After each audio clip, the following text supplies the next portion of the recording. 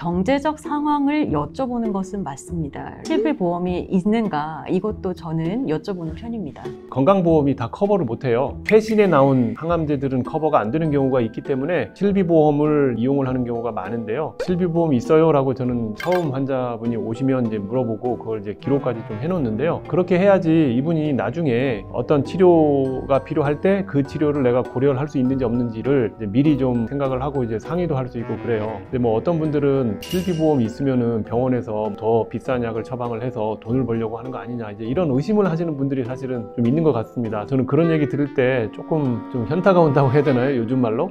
내가 이런 얘기를 들을 건 아닌 것 같은데 라고 생각을 하면서 그렇지는 않다라는 말씀을 꼭 드리고 싶어요. 이런 기회에. 또 호구조사라고 생각하시는 것 중에 하나가 이렇게 가족 여쭤보면서 전 주소도 여쭤보거든요. 그래서 어디 사시는지. 주소는 왜 여쭤보시는 거예요? 아, 궁금하시죠? 그래서 네, 안녕하세요. 18년차 암 전문의 문용화입니다. 네, 안녕하세요. 암 전문의 김슬기입니다. 여러분, 암 진료 받을 때 의사가 제일 먼저 어떤 질문을 할지 궁금하시죠? 그래서 오늘은 종양내과 교수인 저희가 실제 외래에서 환자분들을 뵐 때 어떤 것을 중요하게 생각하고 여쭤보는지 말씀드리도록 하겠습니다. 그래서 사실 제지는 거의 5분 이내에 끝내는 것이 대부분인데요. 사실 처음, 초진이라고 하죠. 초진은 거의 10분 이상, 10분에서 15분, 거의 20분까지도 이렇게 면담을 하는 경우가 많은데, 그때 이제 어떤 것을 물어보는지 오늘 저희가 속 시원히 알려드리도록 하겠습니다. 환자분이 들어오시면은 실제로 어떤 말씀을 먼저 하세요? 일단 성함 먼저 여쭤보죠.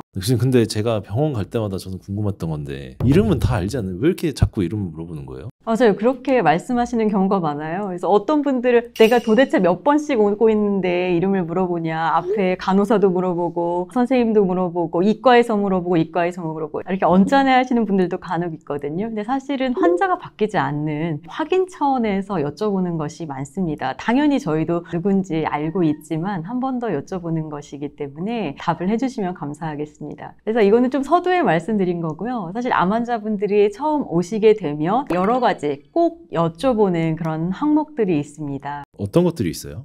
일단 왜 오셨는지가 중요하죠. 어떤 불편감이 있어서 오셨는지, 그리고 그 불편감이 시작된 것이 기간이 얼마나 되었는지를 여쭤봅니다. 그래서 유방암이라고 하더라도 유방에 뭐가 만져져서 왔다, 또는 뭐 건강검진에서 발견돼서 왔다, 유두에서 분비물이 있어서 왔다, 이제 굉장히 다양한 주소, 치프 컴플레인트라고 하죠. 이제 주소를 가지고 오시고 그것이 뭐 예를 들면 뭐 2달 전부터 있었다가 뭐 일주일간 더 심해졌다라든지 코스가 있거든요. 그래서 이런 기간과 증상의 정도, 이런 것을 이제 중요하게 생각해서 여쭤보는 편입니다. 그리고 우리가 이제 메디컬 히스토리의 과거력이라고 우리가 좀 큰 개념으로 얘기를 하는데요. 다른 수술을 받은 적이 있는지도 당연히 물어보고, 또 다른 또 암을 진단받고 뭐 수술이나 뭐 약물 치료를 받은 적이 있는지, 방사선 치료 받은 적이 있는지, 뭐 의외로 이런 분들도 간혹 있거든요. 다른 암이 다 낫고 또 다른 지금 암이 발생한 경우도 있어요. 그래서 그런 걸 꼭 물어보게 되고요. 이런 걸 물어보는 이유는 뭐냐면 과거에 치료를 했었던 항암제 또는 과거에 했던 수술이 지금 해야 되는 치료에 영향을 미칠 수가 있기 때문에 그래요. 그래서 그런 거는 아주 정확하게 얘기를 해주셔야 돼요. 만약에 이제 조금 기억이 가물가물하면 저희가 이제 차트를 떼오라고 하거든요.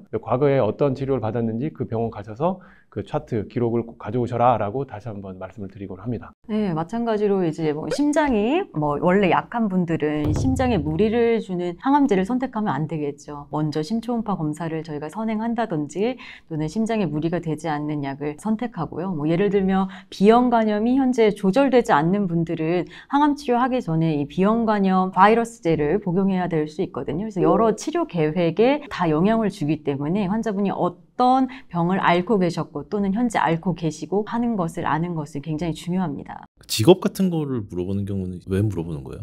네, 직업도 물어보죠. 그래서 드물지만 그런 직업상 발암 물질이 노출이 되셨을 수도 있고요. 이 직업 생활을 앞으로 계속 하실 수 있느냐, 이런 것도 좀 저는 생각하는 편이기도 합니다. 또 직업을 또 들으면 어떤 흡연이나 음주 이런 것도 이제 자연스럽게 연계가 되거든요. 그래서 혹시 이전에 뭐 흡연을 하셨다면 뭐 얼마나 하셨는지, 음주를 하신다면 일주일에 뭐 몇 번 정도 어떤 술을 드시는지, 이런 것도 같이 같이 여쭤보려고 노력하는 편입니다. 그래서 이런 것은 이제 앞으로 생활 관리, 생활 습관 변화 이런 데에도 많은 영향을 주기 때문이고요. 암 치료의 효과와 부작용 관리에도 직접적인 영향을 끼치게 됩니다. 직업 여쭤보는 게 돈이 좀 많거나 그래서 물어보는 건 아니에요. 네, 그래서 간혹 직업 여쭤보면 조금 언짢아 하시는 분들이 있어요. 그래서 예를 들면 돈이 없어서 치료를 못 받을 거라고 생각하나 뭐 이렇게까지 생각하시는 분들이 있는데요. 경제적 상황을 여쭤보는 것은 맞습니다. 지불할 능력이 있으시고 할 때는 저희가 비급여 약까지 모두 고려를 할 수는 있고요. 또 그것과 연관해서 실비보험이 있는가 이것도 저는 여쭤보는 편입니다. 건강보험이 다 커버를 못해요. 건강보험이 커버하는 거는 좀 기본적인 암 치료들은 되지만 최신에 나온 항암제들은 커버가 안 되는 경우가 있기 때문에 실비보험을 이용을 하는 경우가 많은데요. 실비보험 있어요? 라고 저는 반드시 처음 환자분이 오시면 이제 물어보고 그걸 이제 기록까지 좀 해놓는데요. 그렇게 해야지 이분이 나중에 어떤 치료가 필요할 때 그 치료를 내가 고려를 할 수 있는지 없는지를 이제 미리 좀 생각을 하고 이제 상의도 할 수 있고 그래요. 근데 뭐 어떤 분들은 실비보험이 있으면은 병원에서 더 비싼 약을 처방을 해서 돈을 벌려고 하는 거 아니냐 이제 이런 의심을 하시는 분들이 사실은 좀 있는 것 같습니다. 저는 그런 얘기 들을 때 조금 좀 현타가 온다고 해야 되나요? 요즘 말로?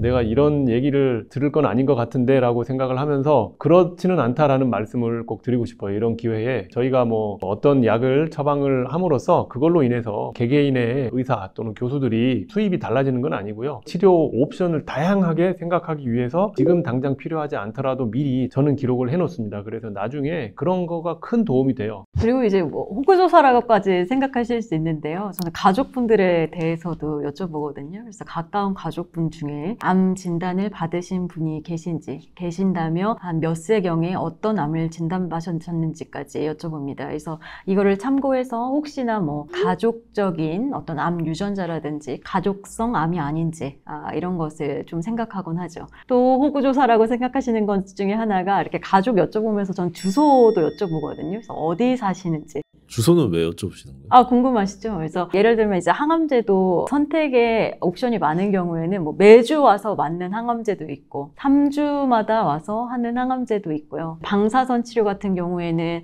이제 주말 빼고 월화수목금 이렇게 맨날 와야 되거든요. 그래서 집이 머신 경우에는 이제 그것까지 또 감안해서 치료 방안을 결정해야 되기 때문에 이제 주소도 꼭 여쭤봅니다. 가끔 사람들이 오해를 하시는 경우가 있는데 어디 사냐고 이제 물어보면 부자들이 많이 사는 동네 내가 얘기를 하면은 뭐 좀 더 대우를 잘 받을 수 있고 내가 사는 동네가 그렇지 않은 동네면 혹시 뭐 내가 좀 차별을 받거나 그런 거를 좀 알아보려고 이 의사 선생님이 이걸 물어보는 건가라고 오해를 하시는 경우가 있는 것 같아요. 딱 눈치를 보면. 근데 그런 건 절대 아니고요. 뭐 그런 거에 관심이 없습니다. 솔직히 관심이 없고요. 김슬기 교수님이 잘 설명해 주셨는데 항암 치료를 받을 때 통원 거리가 기냐 짧으냐 시간이 얼마나 걸리느냐에 따라서 치료 계획이 살짝 좀 바뀌는 경우가 있을 수 있어요. 이런 약을 쓰는 게 좋겠다. 뭐 이런 약을 쓰는 게 좋겠다라는 거를 저희가 좀 고려를 하기도 합니다. 그래서 그런 걸 물어보는 거지 부자 동네에 사시는지 그렇지 않은 동네에 사시는지를 물어보는 건 전혀 아닙니다. 관심이 없습니다. 예.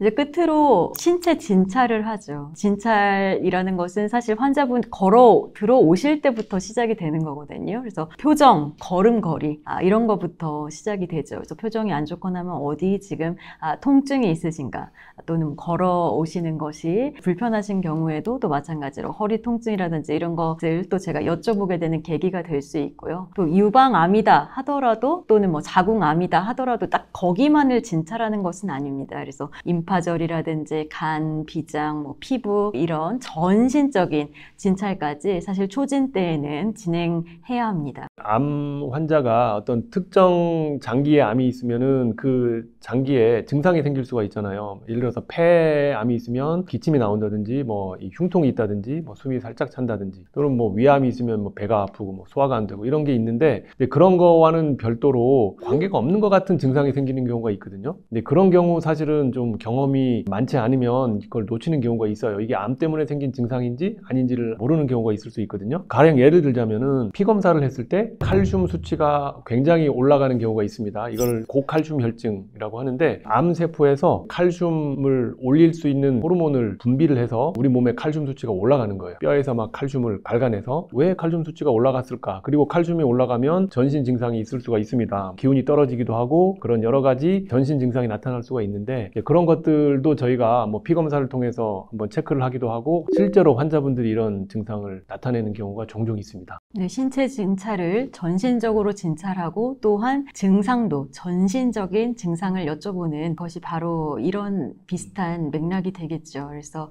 저희가 피검사 굳이 하기 전이라도 굉장히 기운이 떨어지고 변비가 있다든지 이런 것이 하나의 이제 단서가 될 수 있는 거죠. 그래서 유방암이면 예를 들면 암덩어리가 만져져서 오는 경우도 있지만 이런 전신 증상이 먼저 선행돼서 병원에 오시는 경우도 있거든요. 그래서 이런 것을 반드시 여쭤보는 편입니다.